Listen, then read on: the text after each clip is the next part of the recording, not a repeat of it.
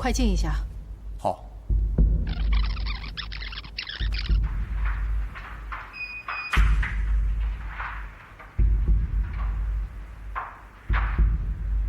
之后，钟伟一直在男更衣室停留。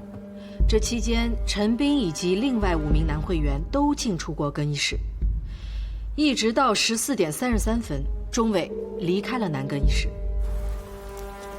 后来，钟伟就回到了停车场的车上，一直到晚上19点30分，陈斌从会所出来，开车离开。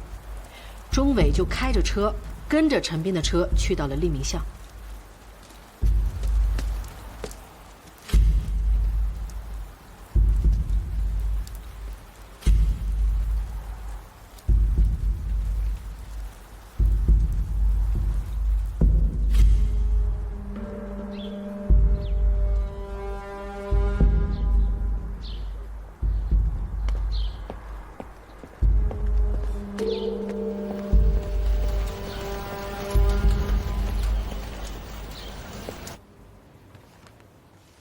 再到后来，钟伟失踪，大家就都知道了。说一说指纹的情况。我们从涉案的密码锁上面一共提取到2个人的指纹，其中一个呢是毒贩蔡国权的，另外一个是钟伟的。侯局，我认为也不排除其他人用不留指纹的方法使用过密码锁，比如戴一次性手套，因为我的线人就是这样把密码锁带回来的。还有什么吗？蔡国权交代，给他发暗语短信叫他来交易的人叫黑炮，是继万海强之后垄断东周毒品市场的新毒枭。我们还从蔡国权的通话记录中查到，黑炮曾经使用过尾号为1508的手机号。是你们发现那个秘密贩毒集团的手机号？对，这个1508也就是黑炮，是这个贩毒集团中重要的一环。上面有对他发出指令的6940，下面有街头毒贩小春等人。我们现已查明，小春曾托人打听过邱海龙的地址，而邱海龙体内残留的高纯度海洛因，与黑炮和蔡国权交易的那批毒品的成分完全一致。黑炮还曾通知吕建明逃跑，所以我们认为，黑炮不光是涉及毒品案这么简单，还和我们调查的碎尸案有关，是我们目前锁定的重要嫌疑人。这个之所以把核支队请过来啊，就是为了把咱们这场合成战打好打扎实。对，核支队来了，我们在涉毒这一块就更有信心了。华队，我们就是来给同志们带来信心的。我们分析啊，你们发现的这个秘密贩毒集团，很有可能就跟去年的毒贩万海强被杀案有关。看来506案情况是越来越复杂了啊！先是连续作案，然后是失踪的钟伟跟毒贩交易有关，现在又是万海强案。侯局，钟伟就是重新调查万海强的案子而失踪的，现在又和506案有瓜葛，我建议并案调查钟伟失踪案。恐怕还得捎上万海强案吧？啊？好，就这么定了啊！钟伟失踪案、万海强被杀案一起并入506系列案。另外，关于钟伟同志，我说一句话：彻底调查，如有问题，绝不姑息。林佳佳，到。你主要负责钟伟失踪案。是。钟伟与毒贩有过交际，例行公事，也要搜查钟伟家。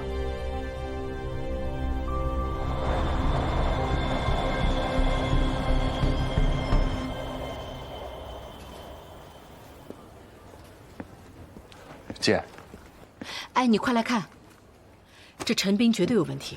你看，这是他从更衣室回到办公室的状态，动作细节、肌肉状态、包的分量。来看下一个，你看，他晚上从办公室离开的样子，动作细节、肌肉状态、包的分量，你看到了吗？姐，你是说陈斌用健身包从更衣室把20万带到了办公室，晚上又用背包转移出野地。你是不是也看出来了？虽然这视频里看不到那20万，但你看他的动作细节、肌肉状态包的分量，我敢肯定，那包里装的就是那20万。姐，那个时间段，除了陈斌进过更衣室，还有钟伟哥和另外5个男的，这么认定陈斌拿的，太牵强了。一点都不牵强。另外那5个人我都查了，和钟伟、陈斌没有任何瓜葛，没有任何前科，也没有犯过毒。姐，钟伟也没问题，他是警察，不是毒贩。钟伟的指纹在密码锁上，而他当天晚上跟着陈斌去了立明巷，然后就失踪了。为什么？如果钟伟和蔡国权要进行交易，那他为什么没有在交易完之后，和蔡国权一样赶紧离开更衣室，而是在里面多待了1个多小时，身上背了20万现金？因为他在里面蹲守啊，他在等什么人拿走这20万。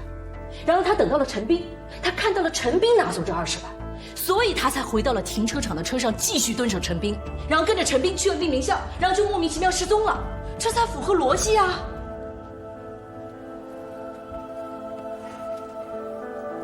姐，客观点儿。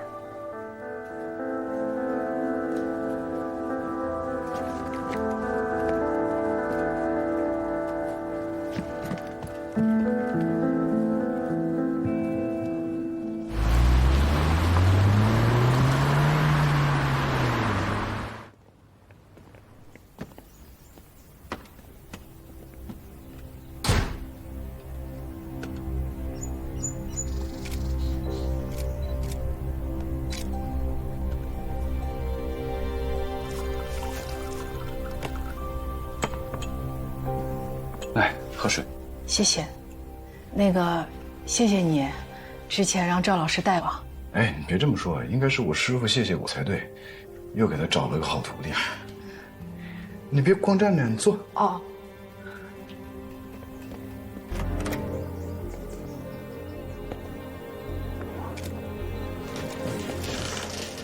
怎么样？有什么新发现吗？能有什么发现啊？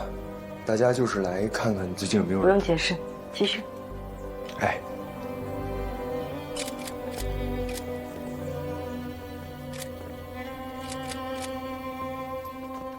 少了1摞衣服，少什么衣服？这应该有3摞的，现在才2摞。我上个星期来时候还没少。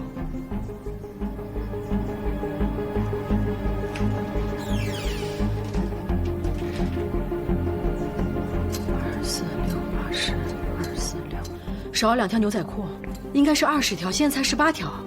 你确定吗？我当然确定。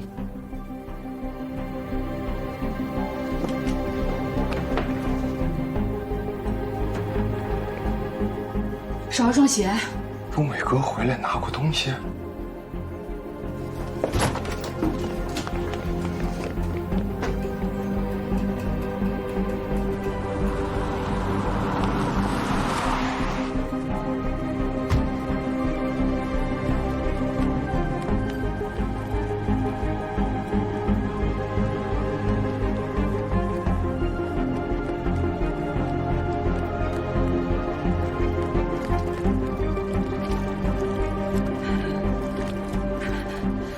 钟叔，阿姨，小韩呐，来了，来，快进屋，我刚泡好茶。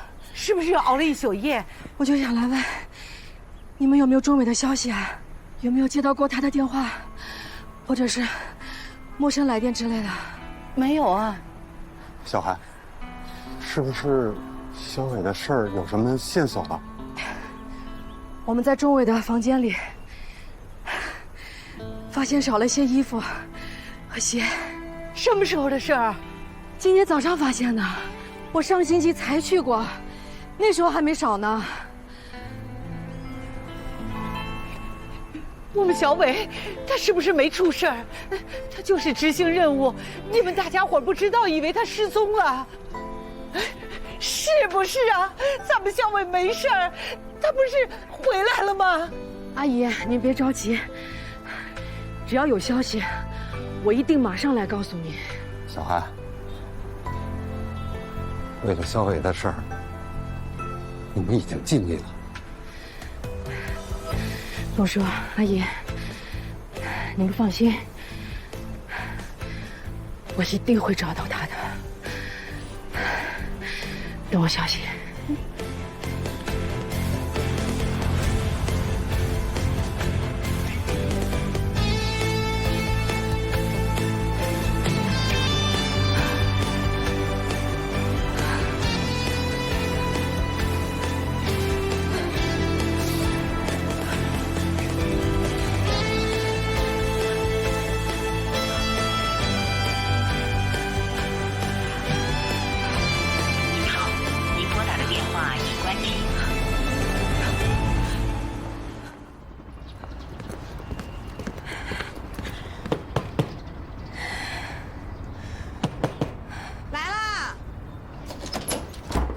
哦，韩青啊，老宋呢？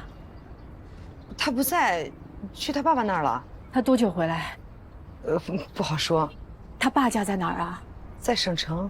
我给他打电话，他手机一直关机，我怎么可以联系到老宋？哦，关机了。你有他爸的电话吗？我给他爸打电话，我真的着急找他。韩青，你别着急，这不巧我手机坏了，拿去修了。这号码你看我也背不出啊。他如果给你打电话，你告诉他我着急找他，我真的着急找他。哦，行，我跟他说。不是，韩青，你这是怎么了？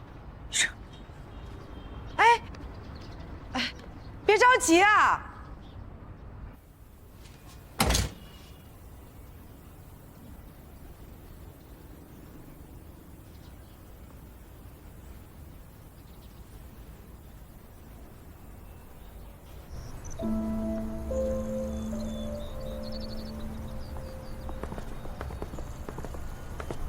你知道万海强的案子吗？卷宗我看了，他在一次交易后失踪，随后发现死在南郊了。今年纪案攻坚会上，我和钟伟共同负责跟进这个案子，因为还有另外一个旧案要跟进，所以我就跟钟伟商量，让他主要负责万海强的案子，我去负责另一个。如果当初我先和钟伟跟进万海强的案子，也许他就不会失踪。钟伟哥失踪跟你们分开办案一点关系都没有，他失踪一定有某种必然原因，但这个原因一定不是你。这个原因一定跟陈斌有关。何志说了，黑炮是万海强的继承人，你觉得是陈斌吗？我觉得是，但我现在没办法证明，就是凭一个优秀警察的直觉。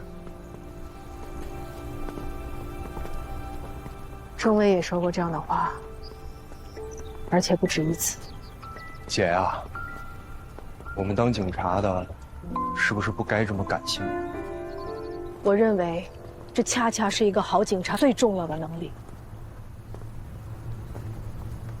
好警察，姐你是吗？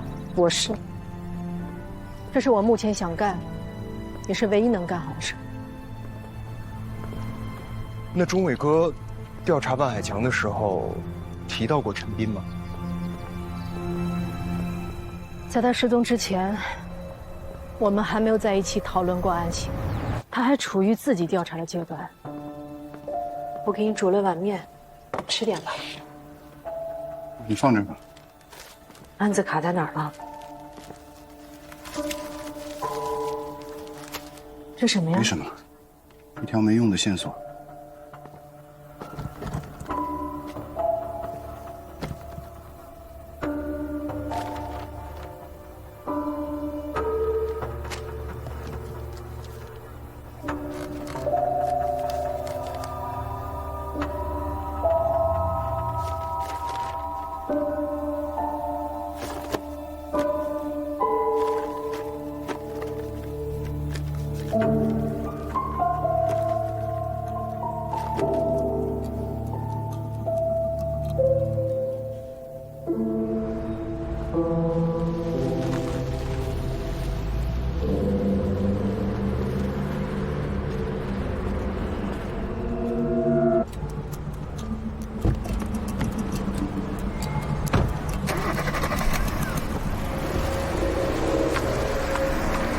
不过我能感觉到，他在查案过程中一定是遇到了什么困难，让他非常的苦恼。那钟伟哥去野地之前跟你透露过什么吗？他是想要跟我说些什么，但当时我可能是会错意了。现在想来，他应该是想跟我说些有关安子的事情。去哪儿？去一趟省城。安子怎么样了？有眉目了，估计快了。好事儿啊！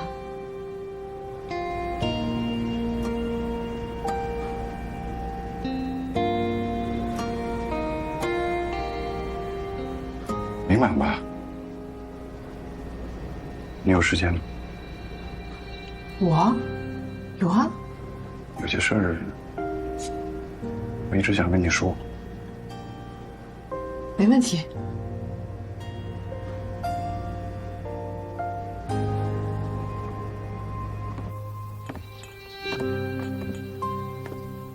姐，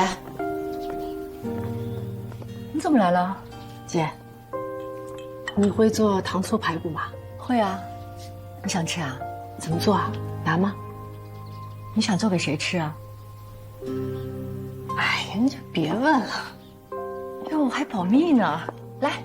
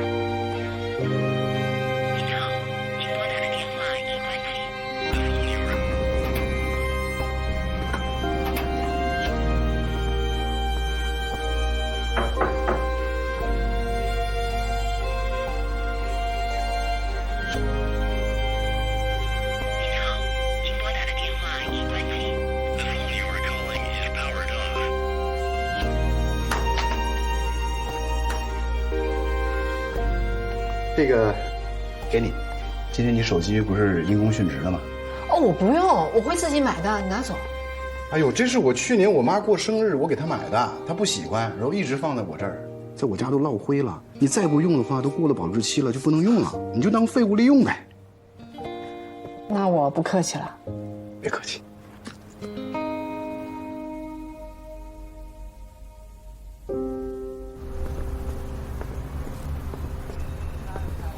姐，我一定会尽我所能，把钟伟哥找回来。因为我也是个好警察，还因为他对你来说太重要了。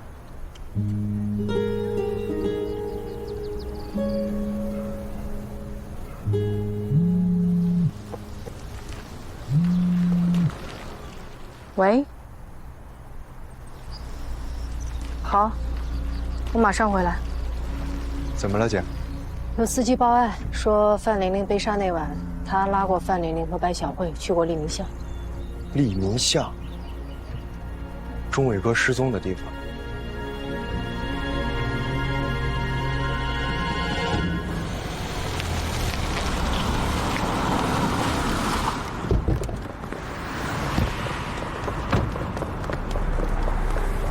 杨子，你带着人到太空路连接利民巷的岔路口待命。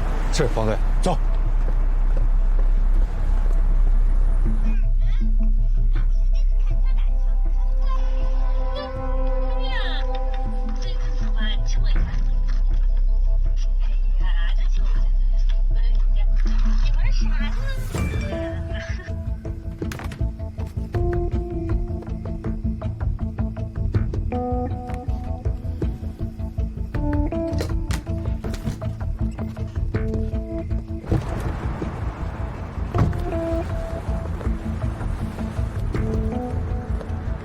方队，什么情况，方队？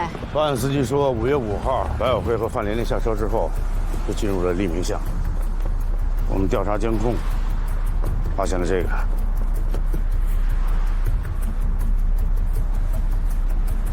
黑矿，就是他。但是白晓辉跑了，之后黑框眼镜老男人和范玲玲都没再离开过黎明巷。视频组调了当晚的监控，也没有发现银灰色小面的踪迹。没有开车，不代表他们就没有办法离开黎明巷。如果靠步行可以躲开监控呢？不排除这种可能性。当初我们在这儿没找到钟伟，是这么想过。而且这个黑框眼镜老男人是戴着面具，就算监控拍到他，他不戴面具，咱们也认不出他的真面目。那范玲玲呢？范玲玲总不能也戴着面具走出去吧？尸检表明她就是当晚被害的。如果她没离开黎明巷，她就是死在这儿。那黑矿又是怎么把她尸体运出去的？即使没有监控，黑矿也不能拎着她尸体大摇大摆走出来吧？这就是需要你们调查的。安琪，我把人给你安排好了，剩下的就交给你了。明白。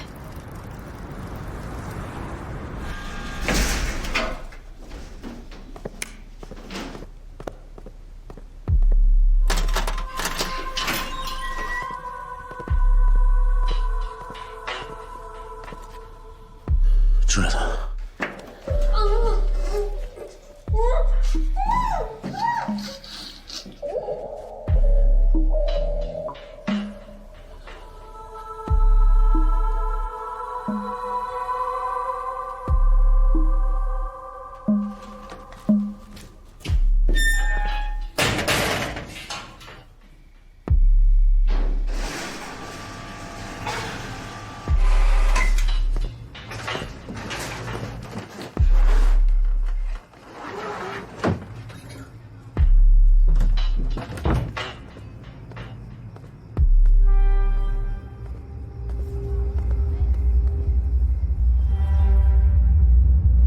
姐，这5金店咱查过吗？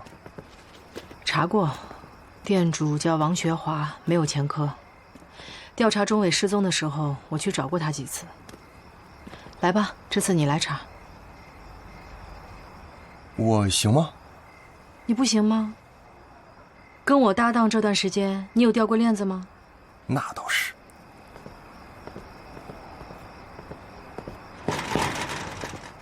谁啊？市局刑侦支队的。哎，王老板，韩警官，不好意思啊，这么晚来打搅你。我们在调查一个新的案子，了解一些情况。请进。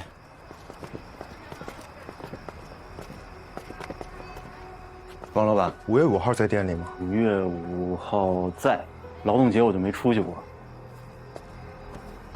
一个人住啊？对，就自己。家里人没跟您一起？爹妈都在西北老家呢。老婆孩子呢？单身。我。这个女孩您见过吗？没有。这个呢？没有。您仔细看看。没见过。这辆车在附近见过吗？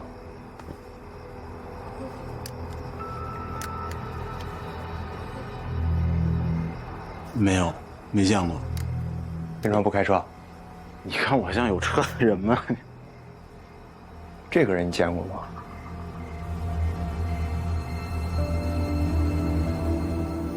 这个见过，这那天在新闻上就有。楼上有别人啊，王老板？没有啊。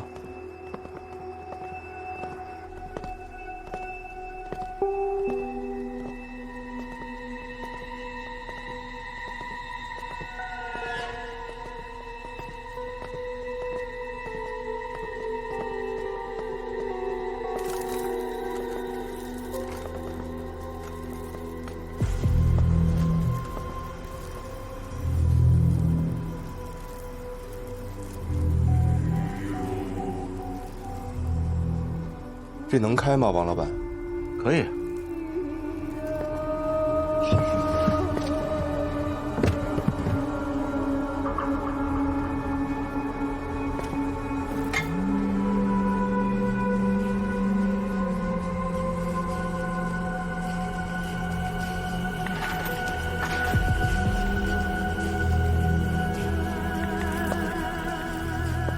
棍儿松了，哈。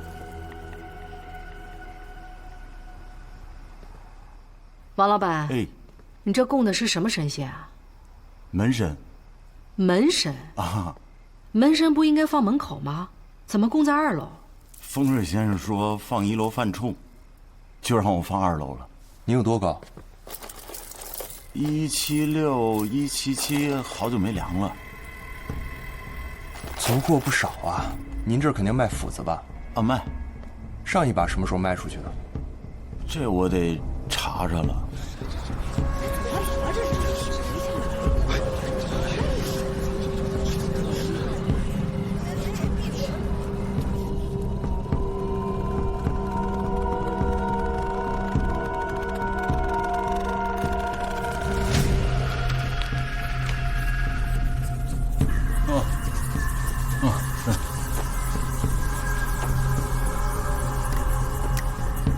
斧子就卖过1把。对，现在没人用这玩意儿。12月6、16。榔头平常卖的多吗？也没人用。你经常用吧？对，我经常用。能看看吗？可以。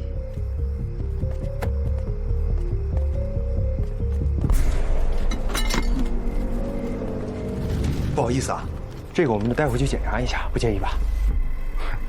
不介意。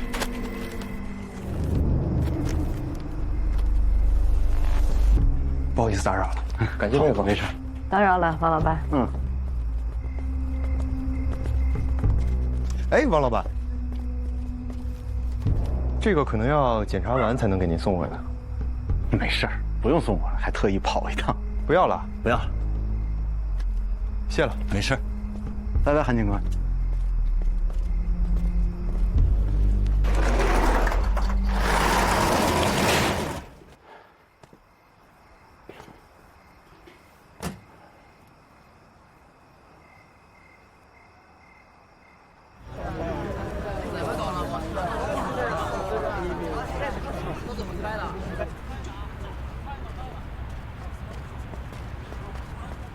哎，韩青，哎，对不起啊，韩青姐，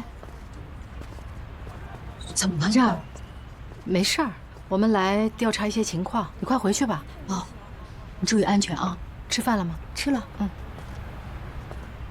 散了吧，各位，这儿没事儿啊，散了散了，回家睡觉了，啊，都散了吧。回去吧，回去吧。没人散了吧啊。看了啊。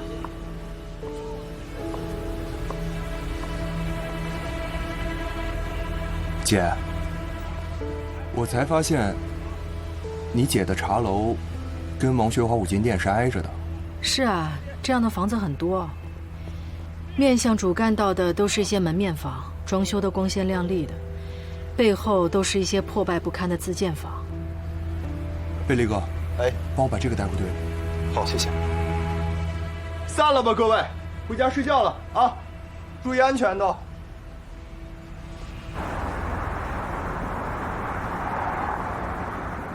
再次调查黎明巷附近的所有监控，梳理黑矿的抛尸轨迹，看起点是否在黎明巷。机动车道我们之前排查过了，这次主要调查人行道。这个卡口的监控拍不到人行道，继续找下个卡口。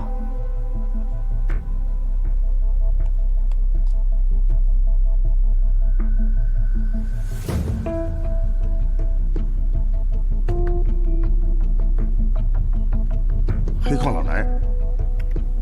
放大画面。车上3个黑乎乎的是什么呀？黑塑料袋，装范玲玲尸体也是3个黑塑料袋。你看一下车牌，调查车主信息。你看一下，这是你的车吗？对呀。偷车人骑被盗电瓶车回到了泰康路，被监控拍到了脸。他就是506系列案的嫌疑人黑矿。他呢，把偷来的电瓶车放在了泰康路的人行道上后，就一直没有动过，直到1个多月后的5月5号，也就是范玲玲遇害当晚，他才骑这辆电瓶车去了北郊。黑矿骑电瓶车去了北郊后失去了踪迹，但半小时后，银灰色 K92就从北郊盲区出发了，前往各处跑实。棚户区到北郊盲区之间距离大概有3公里，骑电瓶车10分钟就可以到。我们还在北郊盲区发现了一处可疑的废弃煤窑。我们在这个煤窑里发现的汽车轮胎印和 K92的汽车轮胎印相吻合，电瓶车轮胎印和黑矿骑的被盗电瓶车的轮胎印相吻合。黑矿就是通过这样一种转移方式，将范玲玲的尸体从利民巷带到了北郊盲区。我们又进了一大步啊！这个利民巷现在是重中之重啊！你们对这里摸排的情况怎么样？现在除了外迁和无人居住的，我们都逐一做了走访，没有发现什么可疑情况。但我们标注了几户重点目标，需要深入摸排。好，我再说一句，遵守纪律，严防泄密。是。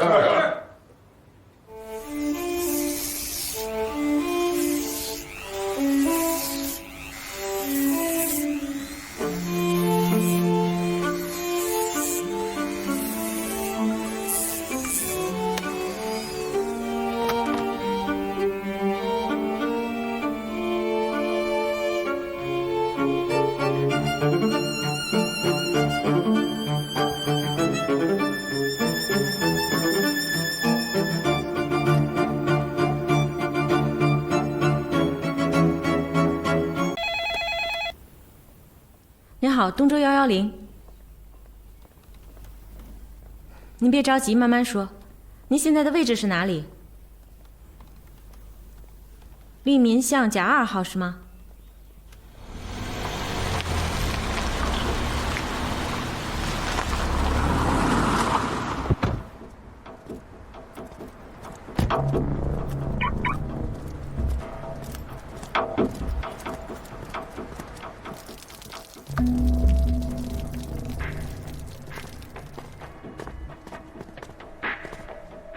您还记得事发时的具体时间段吗？你好，您2位是？市局刑侦支队的。哦，团队。怎么回事？哦，有住户报警说有陌生人掐他脖子。谁掐你脖子了？不认识。你看一下，是这个人吗？是他。确定吗？确定，就是他，长得就特别吓人。他是甲1号的户主吗？不是，甲1号户主不住这儿，这房子都空了半年多了。但是你看到他的时候，他正在锁门，对吗？对。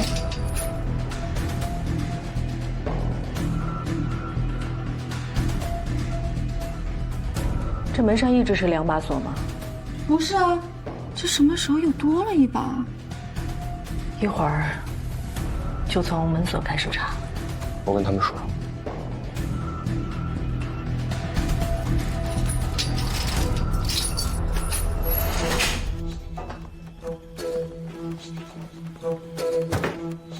你晚上也没有听到里面有什么动静吗？没有，什么动静都没有，那屋连灯都没有打开过。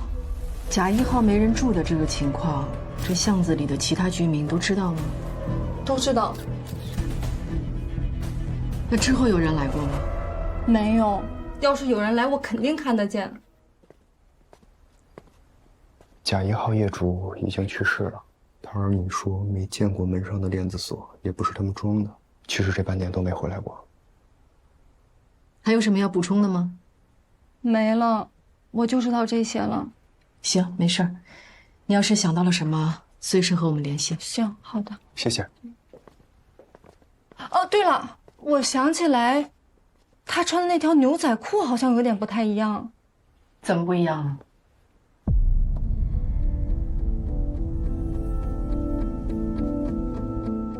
什么样的花纹？你能画出来吗？行，就长这样。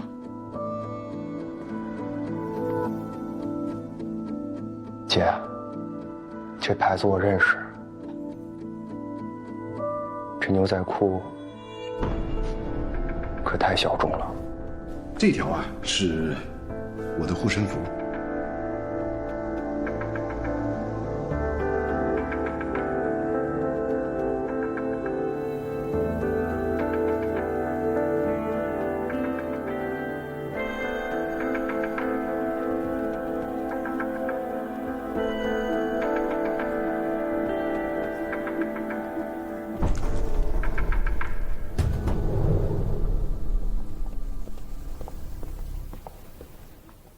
报告放你桌上了，你去哪儿了？取裤子。哎，别说，补了一下，看基本都看不出来，还这块。哟，这日子过得够细的，一条破牛仔裤还拿去补，真行。哎，你懂啥呀？你好好看看，这叫欧牛巅峰细节大师，还破牛仔裤。我告诉你，整个东周你都找不着一条。你这颜色一看你就怯兮兮的，这不是吗？别碰，洗手了吗？你刚刚上完厕所，还怯兮兮，好好看看，见过吗？这叫叶脉带花，看看像不像那个，就树叶上的那个叶脉，多巧妙，多好看呀！再好，它也是条破的。既然那么喜欢，你就再买一条新的呗。又不懂了吧？这是我的幸运符，哪能随便说换就换的呀？我每一回出门的时候，我都得穿上它，回回都能保佑我平安。就上回去新疆提干那一次啊，2000多公里路呢，它一直陪着我，什么事都没出。真的，你别不相信。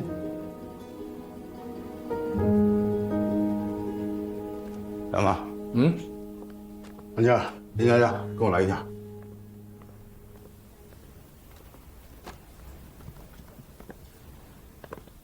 怎么样，何阳？哎，方队，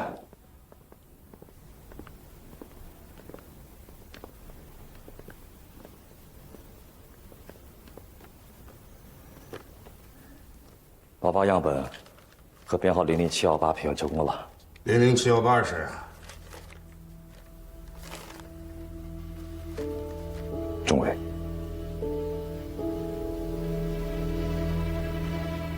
何阳，你确定吗？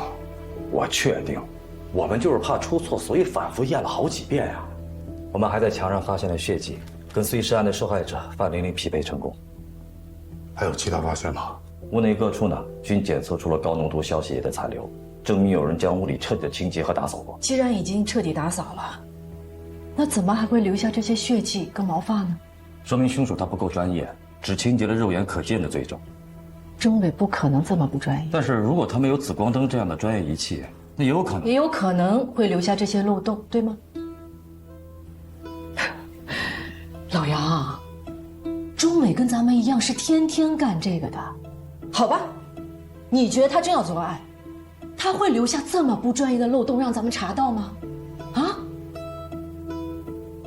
方队，韩姐，我明白，但是结果我还得向后期汇报。方队，你不觉得里面很蹊跷吗？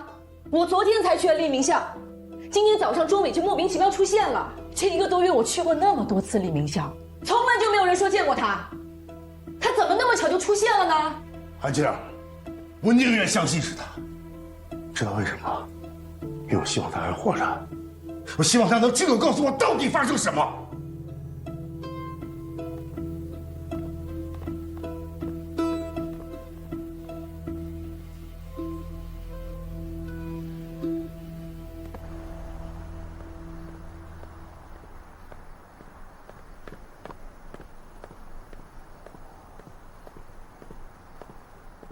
钟叔，哟，哎呀，小韩来了。钟伟最近有没有跟你们联系过啊？没有啊，咱们有线索了。哦，没有，我就来问问。小韩，放心，只要是钟伟跟我们联络了，第一时间我就会通知你。行，没事儿，您忙，我先走了。慢走啊。哎。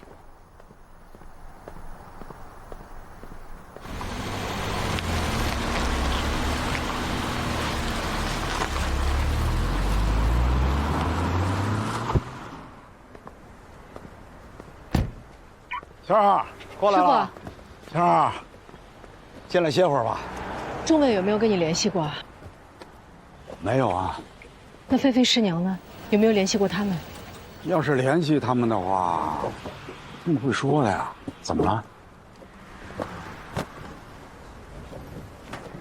我们在黎明巷发现了碎尸案的第一现场，在里面提取到了女死者的血迹和钟伟的头发。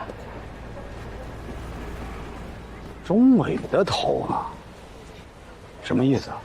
队里现在怀疑钟伟可能和碎尸案有关。荒唐！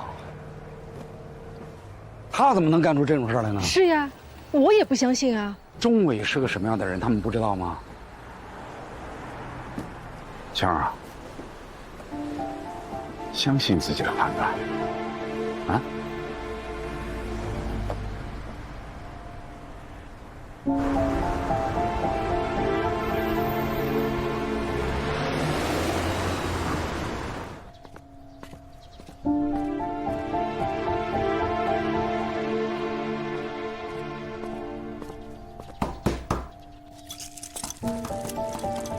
谁呀？我韩青。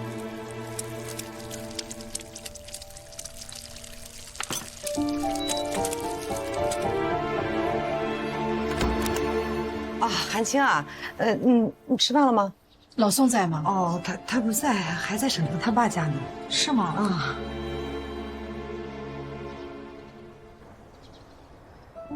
行，那你告诉他，我找他有急事儿。哦，好，我一定跟他说。你就跟他说，就因为他给我的线索，钟伟现在成了毒贩、杀人犯。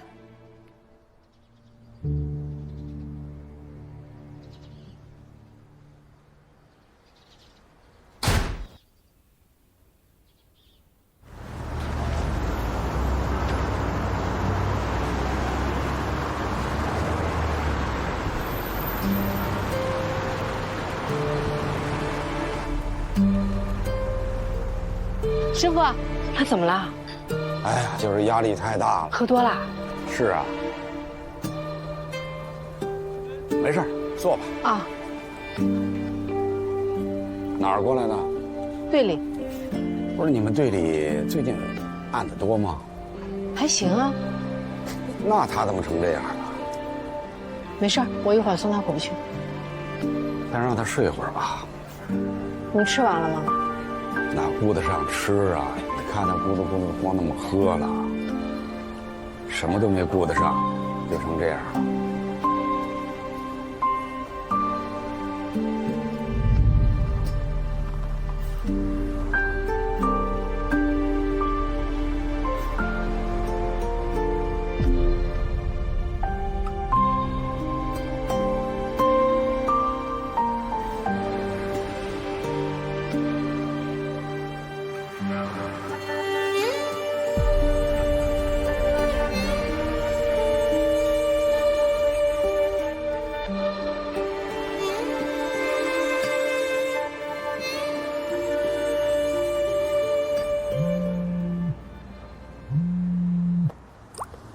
喂，娟儿，来我家一趟。师傅，你师娘啊，这儿有点问题，我一听就赶回来。哦，好，好。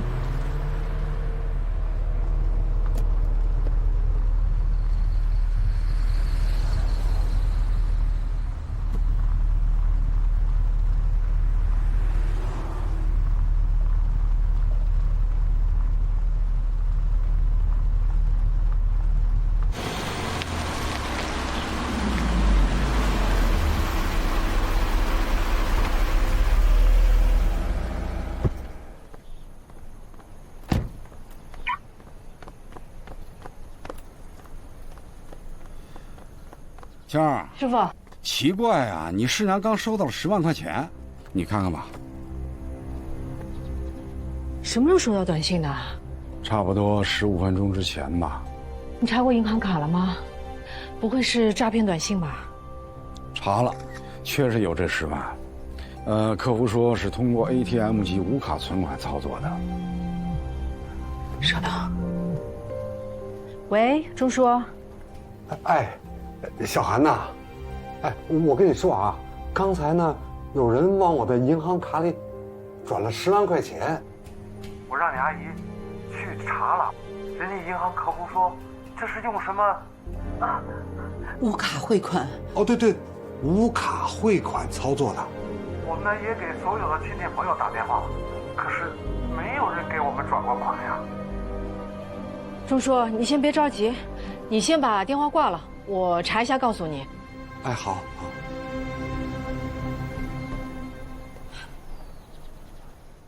钟伟的爸也收到10万，也是无卡存款。钟伟涉嫌那个毒品案，交易的毒资刚好就是20万。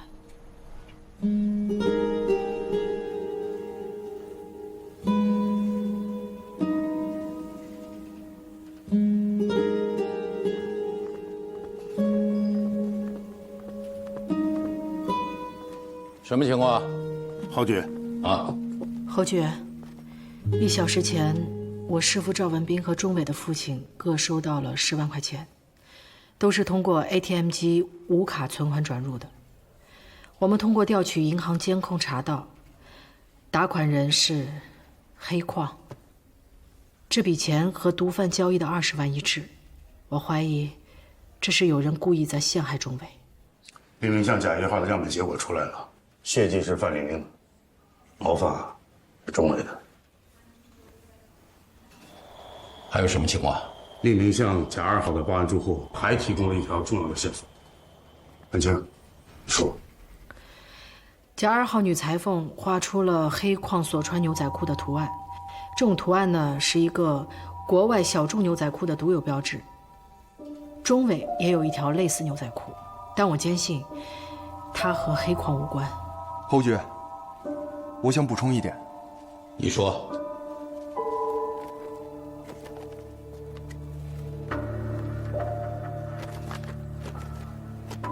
我把黑矿和钟伟哥失踪那天的监控录像进行了放大甄别，发现他们俩穿的牛仔裤，无论是颜色、版型、新旧程度，以及后口袋的叶脉带花图案都一模一样。也就是说，他们穿的是同款。正如韩姐刚才所说，这是一个欧洲非常小众的品牌，省城都很少有人穿，更别说东周了，穿的人就更少了。少不代表没有。钟伟就收藏了很多这类型牛仔裤，有些还是少见的限量版。是，我看了钟伟哥那些收藏，的确大部分都是精品，所以我就更疑惑了，为什么黑框眼镜老男人会有一模一样的牛仔裤？难道他也是个牛仔裤爱好者？还是什么呀？还是他穿的就是钟伟哥那条？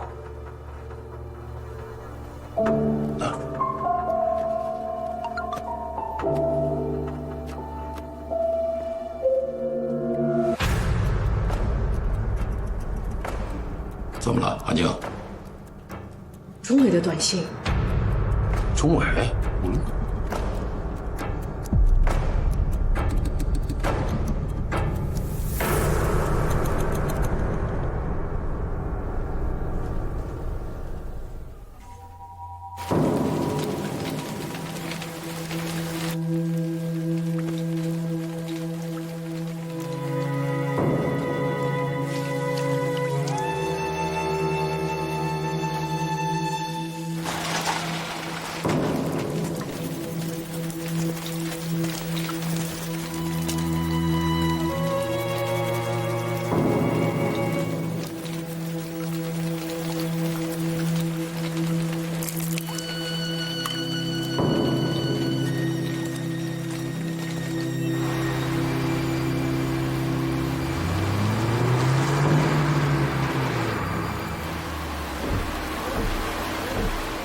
方队，我们到西郊货运站附近了。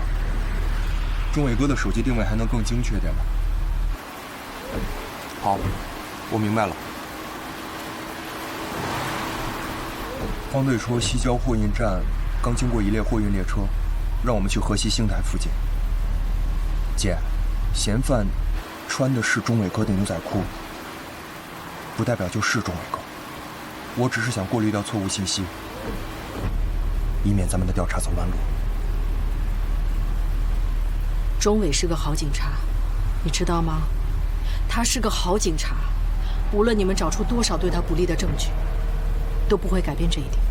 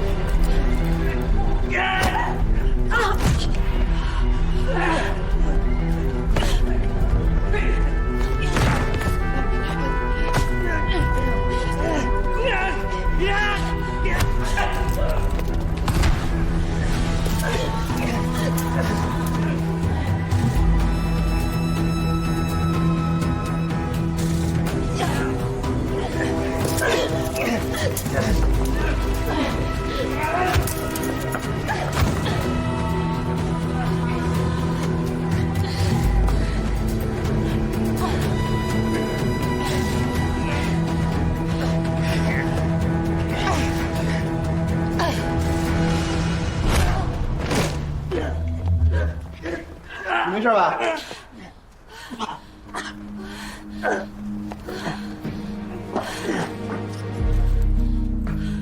谢谢。打电话给方队，告诉他，我们抓到人了。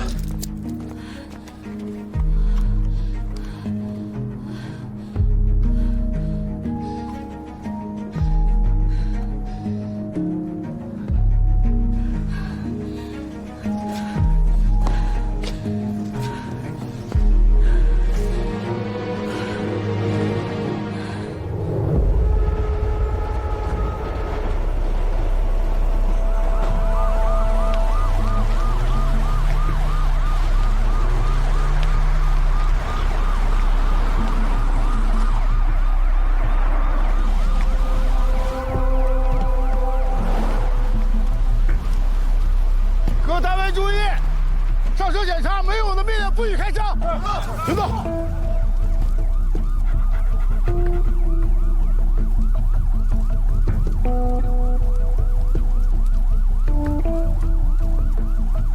半个小时前，西郊货运站有一辆货运业的车开往河西西台，开车的时间和钟伟的手机关机时间相吻合，就是这辆车。刚到没有几分钟，正在卸货，等着换车头。我们怀疑钟伟有可能在这列车上。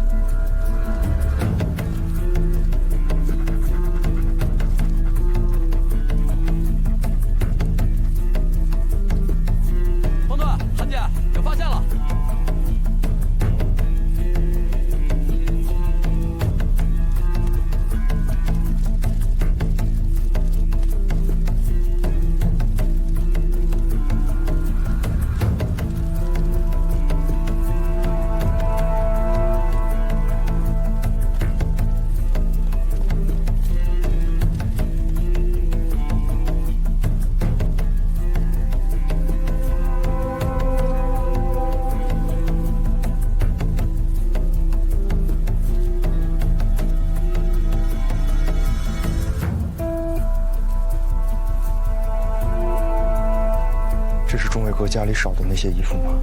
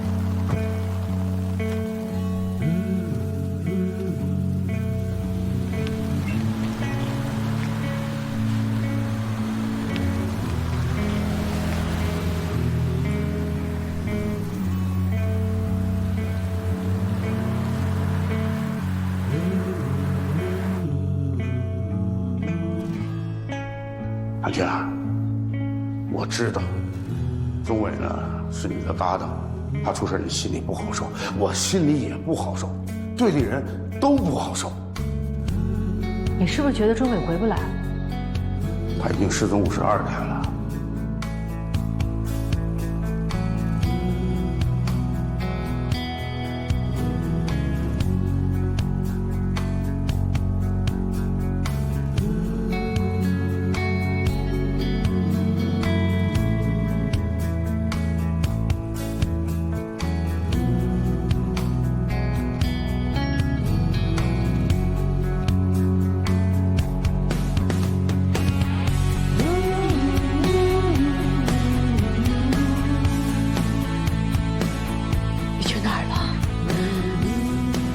不跟我说一声就走了，为什么？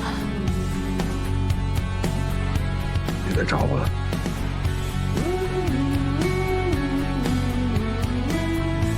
走。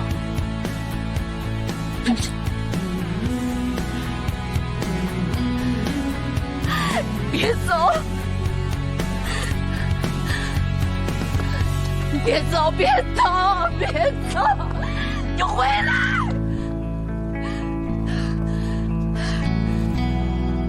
安静，别找了。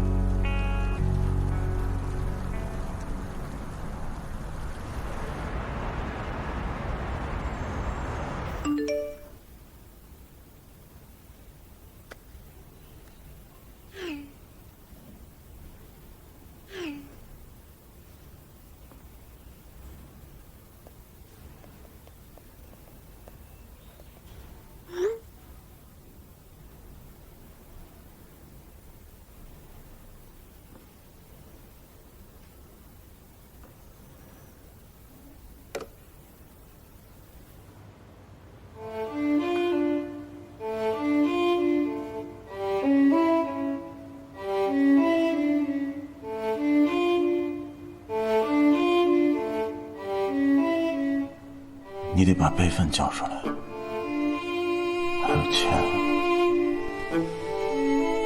必须今天都得拿到。我不会交出来的，那些钱我要留给我儿子治病。钱你可以留着，备份得交出来，别拿自己的命开玩笑。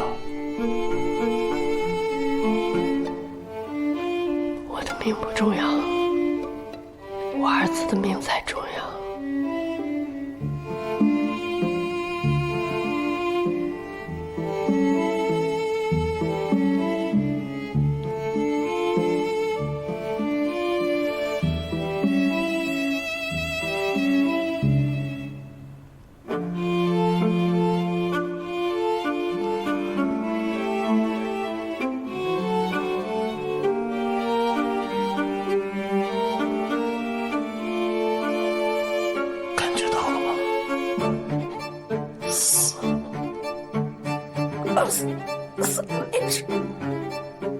我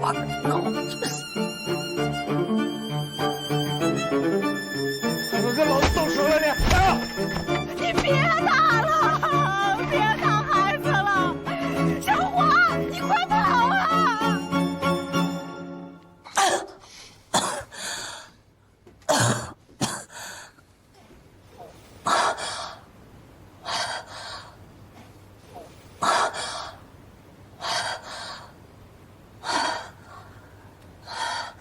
听见了没有啊？啊，收拾收拾！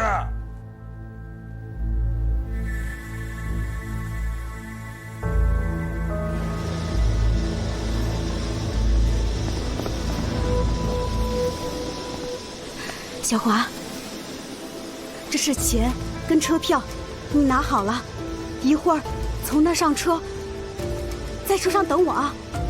我一会儿就来，你快走啊！哎，有情况！追！站住！站住！别跑！站住！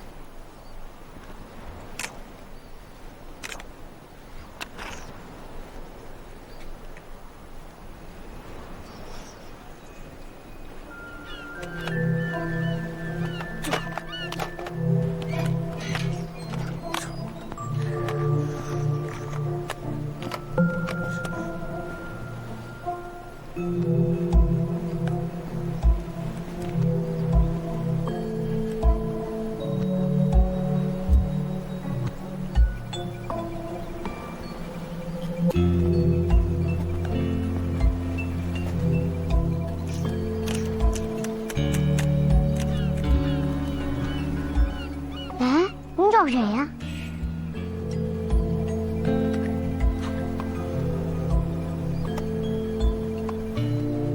谢谢。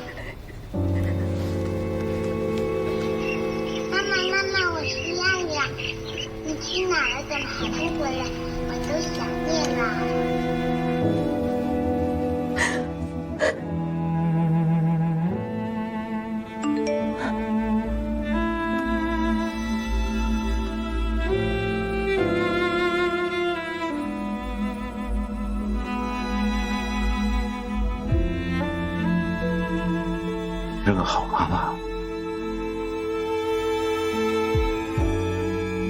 我也有个好妈妈，都可以为了自己的儿子把命豁出去。